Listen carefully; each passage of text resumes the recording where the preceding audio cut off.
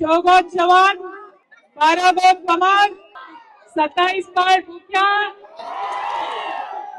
52 पार ओडिया राम राम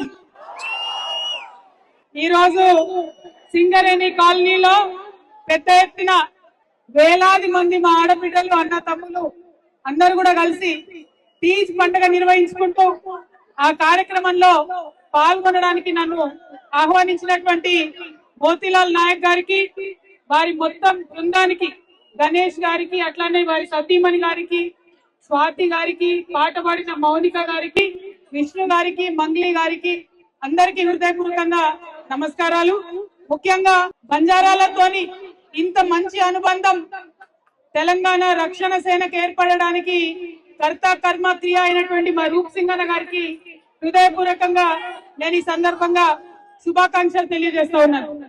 మరి బంజారా వీరులు మా ఆడబిడ్డలు మా అన్నదమ్ములు వాన పడుతున్నా లెక్క చేయకుండా ఇంత పెద్ద ఎత్తున ఇక్కడ నిలబడ్డం అంటేనే మన ధైర్యం ఏందో అర్థమవుతుంది.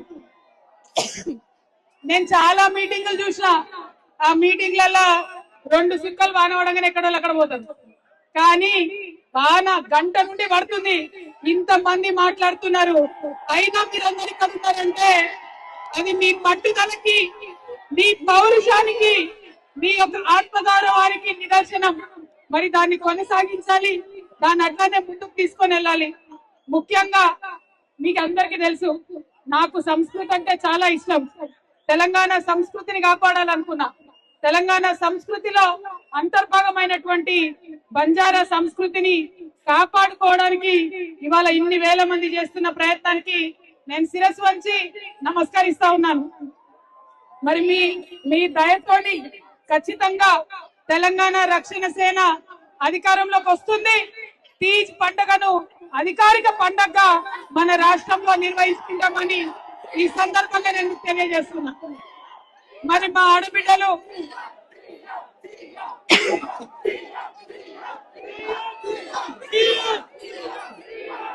మరి ఈ తీజ్ పండుగ గొప్పతనం నిజానికి నీది కాదు, మా ఆడబిడ్డలే. 9 రోజులు పాపం అన్నం తినకుండా కింద వండుకొని ఉపవాసం ఉండే మా ఆడపిల్లలదే. వాళ్ళు ఇట్లా డ్రెస్ వేసుకున్నారు కాబట్టే మన బంజారా సంస్కృతి ఇంకా బతికుంది. వారి వల్లనే బంజారాలో మనం ఉన్నామని ప్రత్యేకత ఉంది. ఆ ప్రత్యేకతను నిలబెట్టుకుంటున్నటువంటి మా బంజారా అక్క చెల్లెలకు నిజంగా అభినందనలు తెలియజేసుకుంటున్నా. అది కొనసాగించాలని కూడా కోరుతా ఉన్నాను. మరి అటువంటి ఆకలితో ఉండే ఆడబిడ్డలకి రేపటి నాడు టిఆర్ఎస్ అధికారంలోకి వచ్చిన తర్వాత ఖచ్చితంగా మీరు అడిగిన 3 రోజులు సెలవు దినంగా తీసుకుందాం. మీరేమి ఇబ్బంది పడద్దు. అదే విధంగా మరి సింగరేణి కాలనీలో గత 30 ఏళ్లుగా ఎంత మంది వచ్చిపోయినా కూడా సింగరేణి కాలనీ మాత్రం మారలేదు. గుడిసెలుగానే ఉన్నాయి, మురికివాడలుగానే ఉన్నాయి, నీళ్లు రాకుండానే ఉన్నాయి, చదువు రాకుండానే ఉన్నది, ఇబ్బందిగా ఉన్నది. కానీ ఆ పరిస్థితి మారాలి. అందుకోసమే నిన్నగాక మొన్న హైదరాబాద్ లో ఇట్లానే పెద్ద మీటింగ్ పెట్టి ఒక సంకల్పం తీసుకున్నాం. సామాజిక న్యాయం రావాల తెలంగాణలో అంటే, మన సింగరేణి రూపురేఖలు మారాలంటే దానికోసం